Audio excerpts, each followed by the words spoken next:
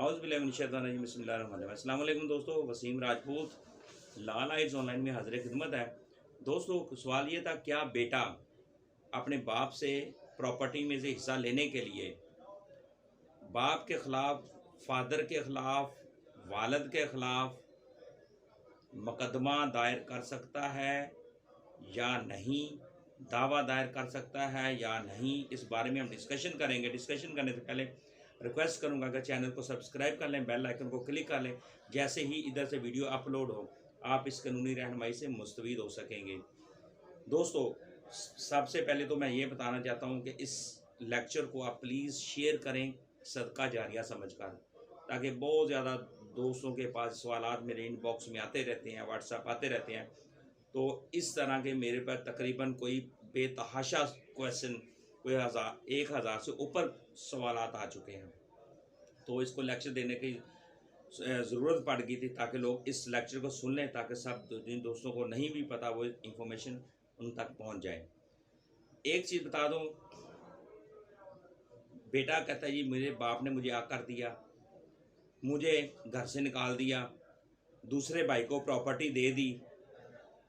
तो बाप अपनी ज़िंदगी में अपनी जायदाद सेल कर सकता है, बेच सकता है, जिसको मर्जी सेल कर दे, बेच दे।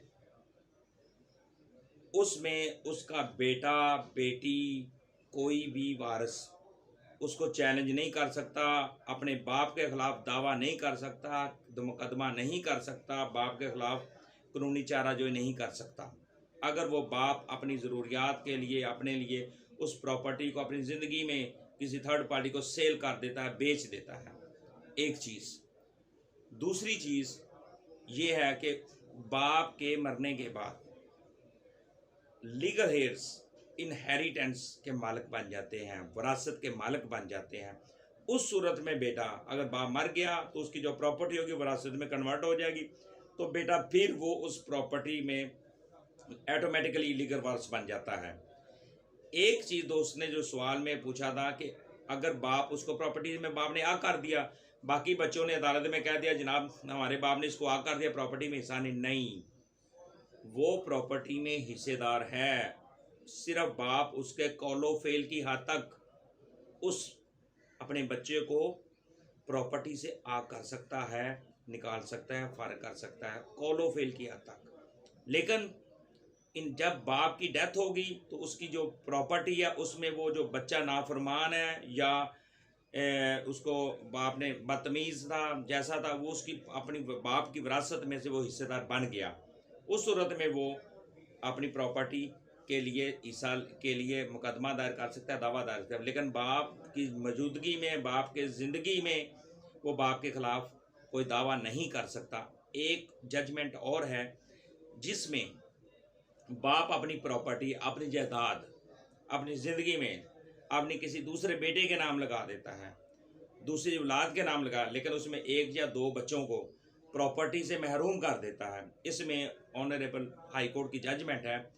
ऐसा जो बाप अगर अपने बाकी बच्चों को प्रॉपर्टी से महरूम करेगा, एक या दो बच्चों के नाम प्रॉपर्टी हिबा कर देता है, गिफ्ट कर देता है, उनके नाम लगा देता है, ऐसा फेल गैर कानूनी है, गैर शरई है। और ऐसा जो अगर बाप की प्रॉपर्टी उसे मरने के बाद बाकी की औलाद जो होगी वो ऐसी दावा चैलेंज कर सकती है। ऐसा जो एग्रीमेंट होगा, ऐसा जो फेल होगा, उसको वो चैलेंज कर सकती है, अदालत में कानूनी दादरसी ली जा सकती है। बाकी रही बात बाप के ख़िलाफ़ उसकी ज़िंदगी में अगर वो थर्ड पार्टी को सेल कर देता है, बेच देता है, तो बेटा दावा नहीं कर सकता। ये जजमेंट दूसरी मैंने इसलिए बताई थी ताकि दोस्तों के अंदर कंसेप्ट क्लियर हो जाए। बेतहाशा लोग करते हैं कि मतलब कि वो बाप के ख़िलाफ़ उसकी ज़िंदगी में कहते हैं मेरा हिस्सा दो। बाप अपनी ज़िंदगी में हिस्सा दे ना दे उसकी मर्ज़ी है, वो मालिक है, जहाँ मर्ज़ी बेचे, जहाँ मर्ज़ी से करे। तो लिहाजा कानून में इस तरह का कोई रेमडी नहीं है। हाँ, एक चीज़, अगर बेटे ने बाप से प्रॉपर्टी खरीदी हुई है, पैसे दे दिए, रजिस्ट्री इंतकाल करवा लिया है, वो बात और है। स्पेशली तौर पे इस तरह का वो दावा फाइल नहीं करता, ना ही उसके पास इख्तियार है। मुझे अपनी दुआ में याद रखिएगा। जिन दोस्तों के सवालात थे मेरे दोस्त बहन भाइयों का कंसेप्ट क्लियर हो गया होगा। लेक्चर को शेयर करें, सदका जारिया समझकर मुझे अपनी दुआ में याद रखिएगा। अस्सलाम वालेकुम। सब दोस्तों को जुमा मुबारक।